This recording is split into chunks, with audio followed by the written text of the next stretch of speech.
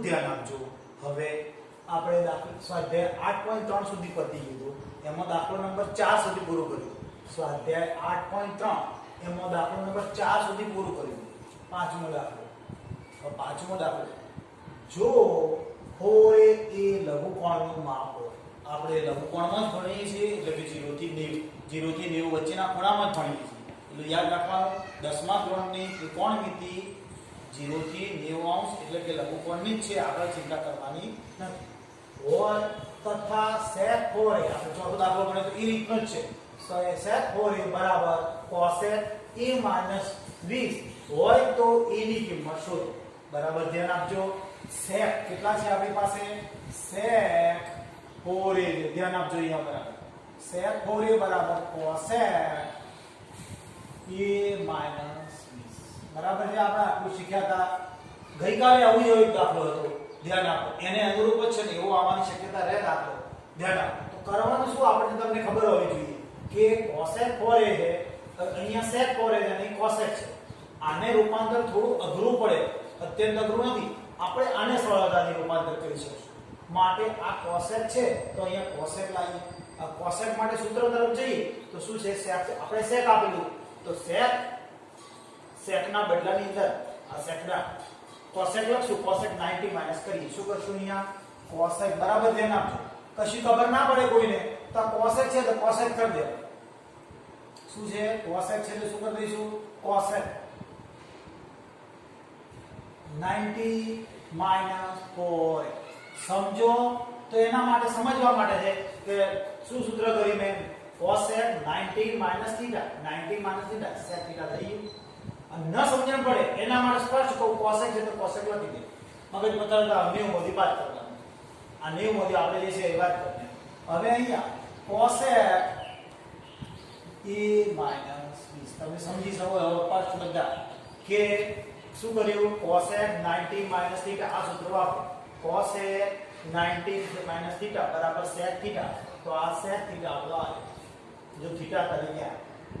હવે એ જ રીતે બંને સાઈડના cosec નીકળી જશે તો વધશે શું?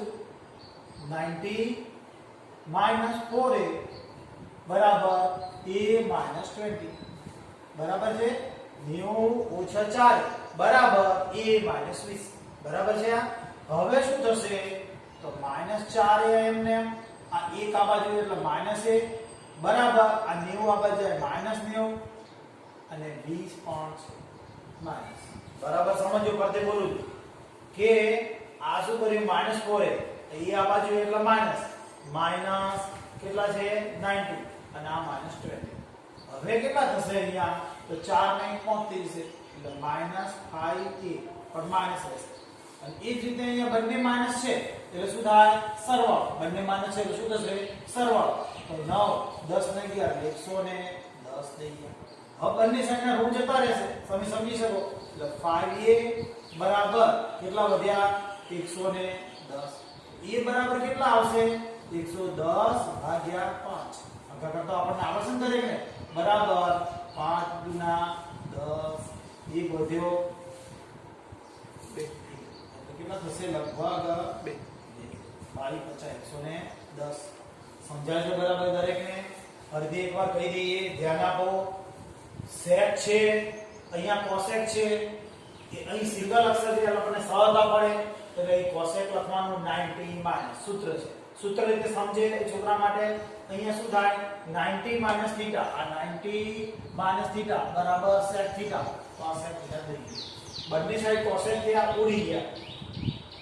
તો વધ્યું શું? 90 માઈનસ 4a બરાબર a માઈનસ 20. બરાબર છે. હવે શું કરીશું? -4a અને a આ બાજુ આયા એટલે -90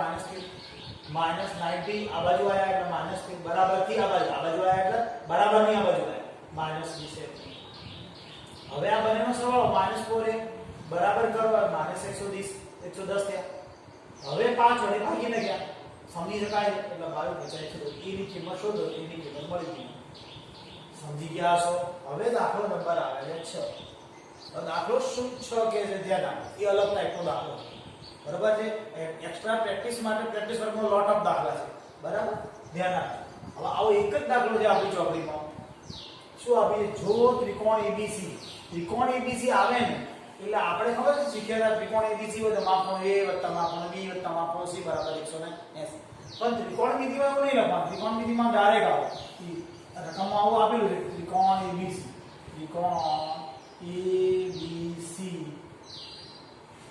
ABC આપેલ છે. તો આપેલ છે માટે આવું લખી શકીએ A + B + C બરાબર 180. કેટલા લખશું આપણે? 180. બરાબર? ધ્યાન આપજો. ઉપલા ક્રમમાં આવશો તો A + B + C બરાબર પાય લખાશે. તો પાયની જગ્યાએ 180 થાય. આપણે જરૂર અત્યારે નથી. હાલ ત્રિકોણ આપેલો હોય એટલે આપણે 10 માં પેલા ભૂમિતિની રાવ કરતા માપનો A + માપનો B + માપનો C અથવા તો ખૂણો A ખૂણો B + ખૂણો C બરાબર 180 આવું શીખેલા છે. પણ હવે ત્રિકોણમિતિ આવે ને એટલે યાદ રાખવાનું A + B + C બરાબર 180 ડાયરેક્ટ લખી દેવાનું. બરાબર? હવે ખૂણો લખવાની જરૂર નથી. ધ્યાન રાખજો. હવે મારા જવાબમાં કોણ જોઈએ છે? B + C આપેલું છે. શું રકમમાં આપેલું છે? B + C. તો B + C અહીંયા રાખવાનું. B + C અહીંયા રાખવાનું. ધ્યાન આપજો. B + C છે. શું છે રકમમાં? B + C. તો B + C 180 - C. શું કર્યું મેં? જવાબની અંદરથી પણ રકમમાં આપણને B + C આગળ છે અને A પાછળ છે. A પાછળ. હવે B + C ને કેટલા વડે ભાગેલા છે? 2 વડે. તો આપણે એને 2 વડે ભાગીએ છીએ. B + C ભાગ્યા 2 અને 180 - 1 ભાગ્યા 2. હવે B + C એમ રહેશે ભાગ્યા 2 અને અહીંયા 180 ભાગ્યા 2 અને A ભાગ્યા 2. એટલે આપણે જોઈ તો સરળ તરફ જઈએ છીએ. એટલે આવો શું થયું અહીંયા? B + C એમ ભાગ્યા 2. બરાબર? આ બંનેનો ભાગાકાર કરો તો આ 90 થયા -A ભાગ્યા 2. સમજ પડી હશે તમને બધાને. હવે મારે શું કરવાનું? તો સાઈન લગાડવાનું છે. તો સાઈન B અહીંયા બંને સાઈડ સાઈન લાગશે. B + C ભાગ્યા 2. એટલે આપણે આ રકમનું સ્વરૂપ બન્યું. બરાબર? સાઈન બંને સાઈડ સરખું જ લગાડવું પડે. 90 - A/2. બરાબર સમજજો. શું કર્યું મારે? Sine B + C / 2. બરાબર? અને આ બંને બાજુ સાઈન લગાડ્યા શોર્ટમાં. હવે આપણે અહીંયા શીખેલા છીએ. શું શીખેલા છીએ? સાઈન. તો સાઈન 90 - θ જગ્યાએ ગમે તે હોય આપણે કહી A/2 B/2 ગમે તે હોય તો cos થઈ જાય. અને શું રખાય? θ. આ θ વાળો ભાગ હતો. તો cos શું થયું? A/2. એ આપણે જવાબ છે. તો sin B + C ભાગ્યા 2. આ ટાઈપનો દાખલો તમારા માટે પહેલી વાર કે બે સાઈડ પર ચાલી ગયા. એટલે એ દાખલો ધ્યાન આપજો. શું કર્યું મેં? ત્રિકોણ આપેલો હોય, ત્રિકોણના ખૂણા, ત્રિકોણ શબ્દ આપેલો હોય એટલે સીધું A + B + C બરાબર 180 લખો. ખૂણો A એવું ખૂણો એ નહીં લખવાનું. ખાલી A + B + C બરાબર 180. હવે અહીંયા કેમ B + C? તો અહીં B + C છે માટે B + C.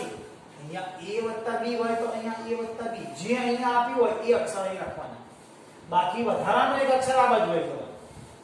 હવે આ બંને 2 વડે ભાગેલું છે. 2 વડે ભાગ. 2 વડે ભાગતો આ તો પદ એમને એમ રહ્યું. અહીંયા બંનેના છેદમાં સૂત્રો પાડે બરાબર. હવે શું કર્યું અહીંયા? તો આ બંનેનો ભાગાકાર ને એવું થયું. આ પદ એમને એમ જ જોઈ લો. હવે આટલો સુધી આવી ગયા. આપણે આટલો ભાગ બની ગયો. બરાબર? હવે મારે શું લગાડવાનું છે? સાઈન. તો સાઈન લગાડે બંને સાઈડ. બંને સાઈડ સાઈન છે જોઈ લો. હવે આ તો ભાગ એમને એમ.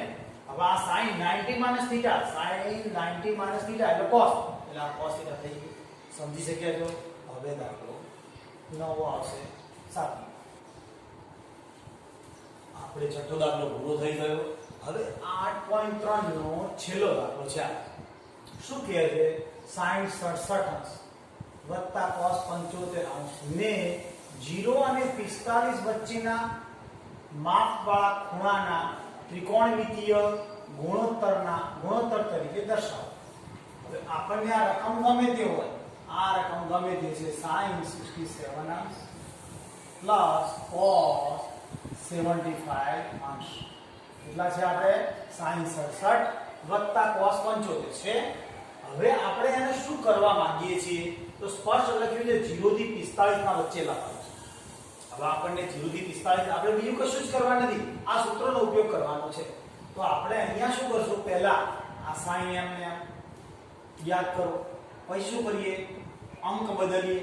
યાદ આવે ને, અંક આયા અત્યારે ઘડી પેલી અંક આયા એટલે 90 અને માઈનસ કેટલા લખશું તો બાદબાકી કરતો 90 માંથી બાદ કરતો કેટલા થશે 23 થશે. આ થશે 23 બરાબર, સમજાય 23 કે શું થશે, આ બંનેનો સરવાળો કરો 10 ની પડી શું 6 2 8 9 થઈ ગયા. એ જ રીતે આપણે પહેલા અંક બદલ્યું, શું કર્યું, પહેલા અંક બદલ્યું બરાબર. બીજી વાર શું કરશું, હજી આના માટે અંક બદલશું તો 90 માઈનસ કેટલા કરશું 75 એટલે કેટલા થશે 15 થશે બરાબર, સમજાય છે. 15 પેજી લાયા, આ 90 માંથી બાદ કરશો એટલે આ 75 એટલે એકંદરે આ 90 ને આની બાદબાકી કરો આ 15 મળી જાય અને આ 90 ને આની બાદબાકી કરો 23. કેમ આવા અંક લાયા, બસ મેં આગળ તો દાખલા આપણે શીખવાડતા બાજુમાં અંક આપેલો હતો એ લેતા, પણ આપણે તો અહીંયા સ્પષ્ટ લખ્યું છે કે આ બંનેને 0 થી 45 ની વચ્ચે લાવવાના. એટલે આ રકમ 0 થી 45 વચ્ચે લઈ જાય એટલે 90 માંથી બાદ કરી એટલે થઈ જાય. આને પણ 90 માંથી બાદ કરી એટલે આ થઈ જાય. બાજુમાં છે એવી રકમ લાવવાની નથી આની માટે. હવે sin છે તો આપણે સૂત્ર લગાડી જોઈજો. પહેલું સૂત્ર છે આ કે sin 90 માઈનસ આ sin 90 માઈનસ થીટા બરાબર cos થીટા. તો હવે sin ના બદલામાં શું થયું, cos તમને આવડી ગયું છે, cos 23. સમજ્યા ને બધા. હવે એ જ રીતે અહીંયા વત્તા આ cos છે, શું થાય તમને સમજ પડી ને, શું થાય, cos છે તો sin, તો એ આ sin કેટલા અંશ થશે, આ 15. તમે સમજી શક્યા છો. બસ આપણે કહી દીધું, આપણે 0 થી 45 વચ્ચે, તો 0 થી 45 વચ્ચે આયા એ બદલાય તો આપણે શું બદલવું જ પડે બરાબર છે. સમજ્યા છો. આ ટાઈપનો દાખલો. હવે સ્વાધ્યાયના આપણે ઉદાહરણ નથી ગણાય તો ગણાઈશું, પાછળથી પણ ગણાઈશું ખરા, છોડીશ નહીં, બધા રેગ્યુલર ચાલશે. પણ તો હાલ સ્વાધ્યાય ગણાય દઉં છું. પછી જ્યારે ફરીવાર કોઈ જ્યારે લઈશું ને એ વખતે ઉદાહરણો બધા શીખવાડવામાં આવશે, કશું છોડવાનું નહીં આવે, ધ્યાન રાખજો. હવે આપણે 8.3 પૂરું થઈ ગયું, હવે 8.4 ઉપર જઈશું. તો 8.3 પૂરું થઈ ગયું એટલે સૂત્રો પૂરા થઈ ગયા. હવે 8.4 પર નવા સૂત્રો આવશે અને હવે એકદમ ધ્યાન આપવાનું થશે. હવે સૂત્રો જરાય કચાશ છોડશો તો હવે સૂત્રો નહીં આવે. અત્યાર ઘડી સરળ સૂત્રો આવી ગયા. કે કયા સૂત્રો આપણે શીખ્યા અત્યાર સુધી, તો આપણે પહેલું સૂત્ર શીખ્યા હતા કે sin θ બરાબર શું સૂત્ર શીખ્યા હતા, સામેની બાજુ સા ભાગ્યા શું શીખ્યા હતા, કર્ણ. યાદ કરો બરાબર, ભૂલી ગયા હોય તો રિપીટ થાય. પરંતુ હવે સૂત્ર શું આવશે તો sin θ બરાબર, હવે સૂત્ર આવશે ધ્યાન આપો, sin θ બરાબર 1/cosec θ. sin θ બરાબર સૂત્ર શું બન્યું 1/cosec θ બરાબર. ધ્યાન આપજો, જૂનું સૂત્ર. આ ક્યારે વાપરવાનું, આ ક્યારે વાપરવાનું, તો આ ત્રિકોણ શબ્દ આવશે, ત્રિકોણ ત્યારે જ ઉપયોગ કરવાનો. બાકી દાખલા સાબિત કરવાના હશે એમાં આ સૂત્ર ઉપયોગ થશે. ખાસ તમે મૂંઝવણ અનુભવશો જ્યારે ચાલી જશે સ્કૂલમાં એ વખતે ખબર પડશે સારું સૂત્ર ખબર નથી પડતી કયું વાપરે. જ્યારે ત્રિકોણ આવે તો આ સૂત્ર વાપરવાનું. ત્રિકોણ તો સ્પષ્ટ આપશે ત્રિકોણ આ કાટખૂણો છે એવું. અને જો ત્રિકોણ ના આવે સાબિત કરવાવાળા દાખલા આવે આ સૂત્ર બરાબર છે. એટલે sin θ બરાબર સામેની બાજુ ભાગ્યા કર્ણ, sin θ બરાબર 1/cosec θ. અને આ એકબીજાના વ્યસ્ત કહેવાય. એટલે બીજું સૂત્ર શું બને આના ઉપરથી તો cosec θ નું બને. cosec θ બરાબર 1/sin બરાબર. sin θ બરાબર સૂત્ર શું થયું 1/cosec θ અને cosec બરાબર સૂત્ર શું 1/sin θ. એટલે એકબીજાના વ્યસ્ત વિધેય કહેવાય. કેવા કહેવાય, વ્યસ્ત. એ જ રીતે આ બંનેના આધારે એક નવું સૂત્ર બને. સમજો કે આ બંનેનો ગુણાકાર sin θ cosec θ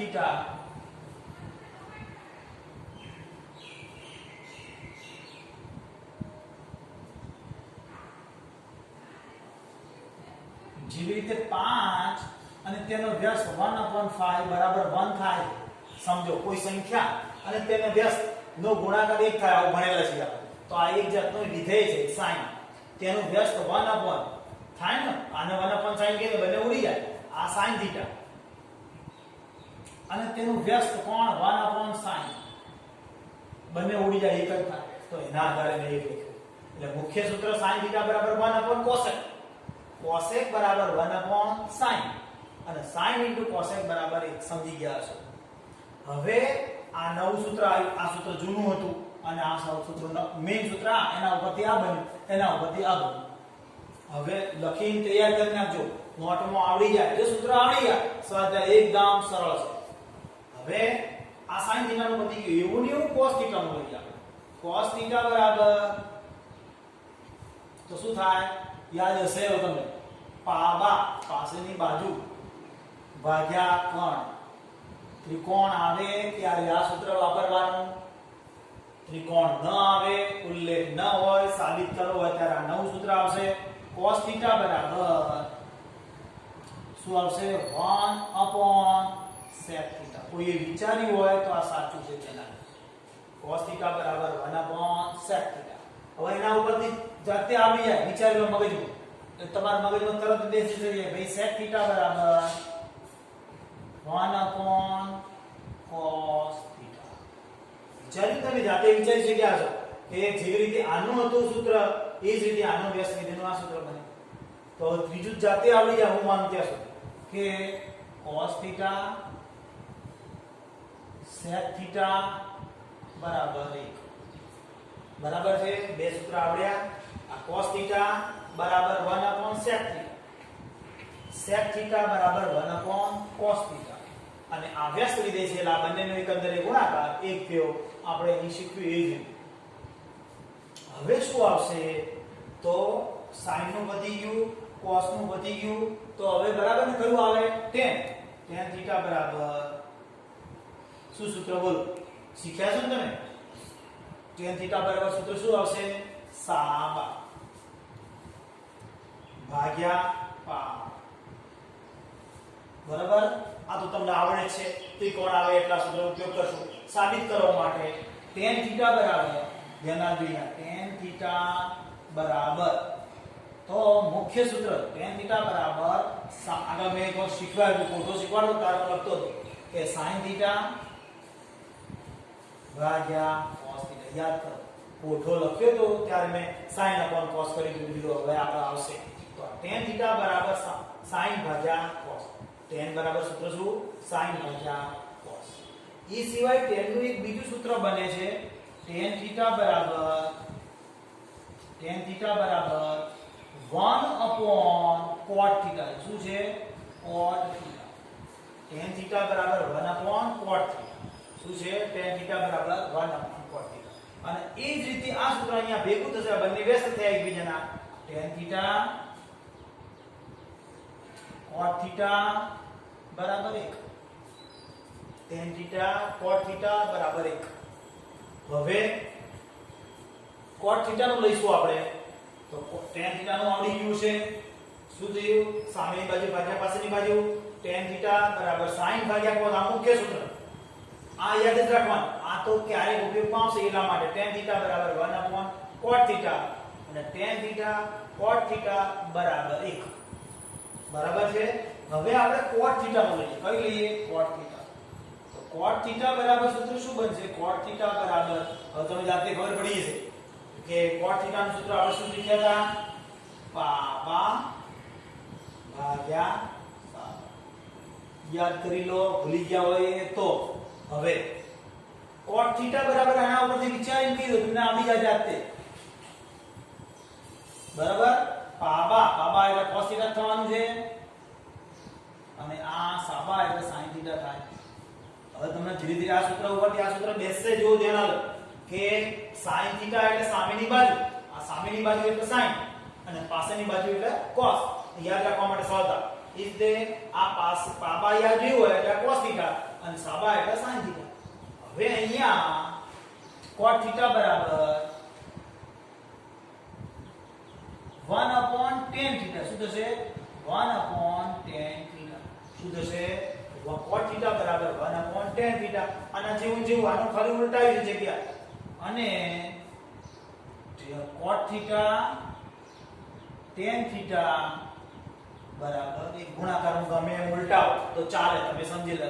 બરાબર? ખબર પડી ગઈ. હવે કયા સૂત્રો બે બાકી? તો આપણે સૂત્ર બે બાકી છે એ લઈ લઈએ. cot θ નું સૂત્ર પૂરું થઈ ગયું, સમજી ગયા? હવે કયા બાકી રહ્યા તમને ખબર પડી જાય જાતે શું ખબર પડી જાય? તો બે સૂત્રો આપણે બાકી રાખ્યા. એક સૂત્ર બાકી શું છે? cosec θ. હવે cosec θ બરાબર સૂત્ર આપણે શીખી ગયા ત્રિકોણના આધારે કર્ણ ભાગ્યા સામા. આ સૂત્ર આવતું આપણને યાદ છે, દરેકને યાદ છે, બરાબર? તો હવે એના આધારે આ ત્રિકોણના આધારે છે એ જ રીતે અહીંયા તો cosec વાળું સૂત્ર ક્યાં મળશે? અહીંયા આપણને ખાલી એક જગ્યા બદલવાની રહેશે. cosec θ બરાબર 1 upon શું આવશે? sin θ. મગજમાં યાદ રાખી લેવાનું. આ સૂત્રને ખાલી ઉલટાવી બીજું કશું નથી, ધ્યાન આપજો. અને આ બંનેનો ગુણાકાર કરો એટલે શું થઈ જાય? નવું સૂત્ર cosec θ into sin θ બરાબર 1. આ સૂત્રનું ખાલી રૂપાંતર છે આ એક જેવું લાગે એટલે લખ્યું છે મેં sin θ into cosec θ અને cosec θ into sin θ 1 થાય. sin θ cosec θ બરાબર 1 અને cosec θ sin θ કરો તો પણ આ બંને એક જ છે, સમજી શકો છો. અને આ સૂત્ર ખાલી આનું વ્યસ્ત છે, સમજી શકો છો. કયું? આ સૂત્ર છે અહીંયા લખેલું છે, યુએ બે રિપીટ થી વિજ્ઞાન આના આધારે મેં ખાલી રિપીટમાં લખ્યું. આ સૂત્ર અહીંયા લખેલું છે. હવે કોણ બાકી રહ્યું? તો sec θ. કયું બાકી રહ્યું? sec θ બરાબર શું સૂત્ર આવશે? યાદ હોવું જોઈએ દરેકને, યાદ કરી લો મગજમાં કે કર્ણ ભાગ્યા પાબા. તો હવે એના ઉપરથી અહીંયા સૂત્ર છે આપણે કે sec θ બરાબર 1 upon પાસેની બાજુ એટલે cos θ. આપણને તરત મગજમાં આવે તો ગોખવા જવા જરૂર નથી, સમજી જશો, આવડી જશે. અને આ બંનેનો ગુણાકાર એક થાય કોણ? sec θ into cos θ બરાબર 1. સમજી ગયા છો? આ મુખ્ય સૂત્રો એ તમારે તૈયાર કરી નાખવાના. આ સૂત્રો આવડશે તો જ 8.4 આવડશે. અને 8.4 આવડ્યું એટલે તમારો આત્મવિશ્વાસ ઘણો જ ઊંચો, મને ગણિત આવડે છે અને હું આરામથી સાયન્સમાં ભણી શકીશ. બાકી તમે એમ થાતા હું ગણિત નથી આવડતું, હું વિજ્ઞાન રાખીને બાયોલોજી ભણીશ તો નહીં મેળ પડે. કારણ કે એ બધા ફિઝિક્સ અને કેમિસ્ટ્રીની અંદર આના સૂત્રોનો ઉપયોગ થતો હોય છે. ધ્યાન રાખો. એટલે સાયન્સ ભણવા માટે આ સૂત્રો અત્યંત અગત્યના છે. હવે બીજા એક સૂત્રો છે એટલે લખજો 5-5 વાર કે 10-10 વાર લખજો તો તે લખીને તૈયાર કરી નાખો. બીજું એક સૂત્ર છે sin સ્ક્વેર થીટા. મેં એક વખતે શરૂઆતના હપ્તામાં લખેલું હતું cos સ્ક્વેર થીટા બરાબર 1. આ સૂત્ર આવ્યું ક્યાંથી સમજવું હોય તો આ ત્રિકોણ આવો છે, સમજો. તો આપણે sin સ્ક્વેર થીટા, આ sin એટલે સામેની બાજુ આનો વર્ગ, બીજી બાજુ આનો વર્ગ બરાબર 3 નો વર્ગ, એના આધારે આવ્યું. શું આવ્યું? sin square theta plus cos square theta બરાબર 1. બરાબર છે? હવે આ રકમને આપણે દરેકને ભાગી નાખીએ. શેના વડે? sin સ્ક્વેર વડે ભાગીએ. શેના વડે ભાગીએ છીએ? સમજો, sin સ્ક્વેર વડે ભાગીએ. આને sin સ્ક્વેર વડે ભાગાકાર કરી આમ જ આવું સૂત્ર છે sin square theta plus cos square theta બરાબર 1. બરાબર ને? તો દરેકના sin સ્ક્વેર વડે ભાગી નાખો. સમજો બરાબર, sin સ્ક્વેર વડે ભાગી નાખ્યા તો આ બંનેનો શું થઈ જાય? 1 વત્તા cos ભાગ્યા sin. આપણે હમણાં સૂત્ર શીખ્યા છે cos ભાગ્યા sin.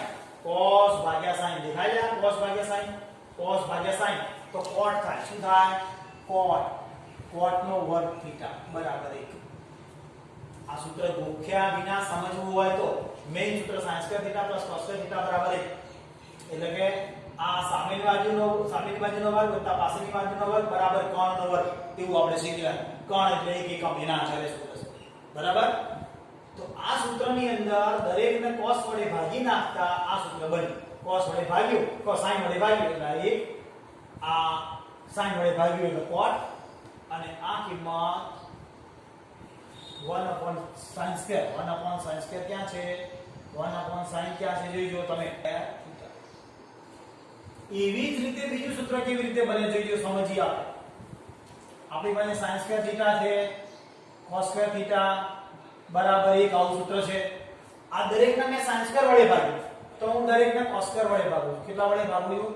cos સ્ક્વેર થીટા વડે ભાગું. શેના વડે ભાગું છું? cos સ્ક્વેર થીટા વડે. દરેકને cos સ્ક્વેર થીટા વડે ભાગતો આ શું થયું? sin ભાગ્યા cos. એ આ રહ્યો sin ભાગ્યા cos. સમજો આ sin સ્ક્વેર થીટા ભાગ્યા cos સ્ક્વેર એટલે આ sin ભાગ્યા cos કહેવાય. તો sin ભાગ્યા cos ને શું કહેવાશે? tan square. શું કહેવાશે? tan square.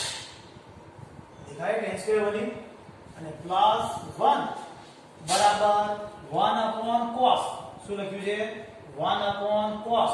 તો 1 cos એટલે sec લઈ લીધું. બરાબર 1 cos નો sec કહે છે એટલે અહીંયા sec સ્ક્વેર થીટા. એટલે મેઈન સૂત્ર sin square theta cos square theta બરાબર 1.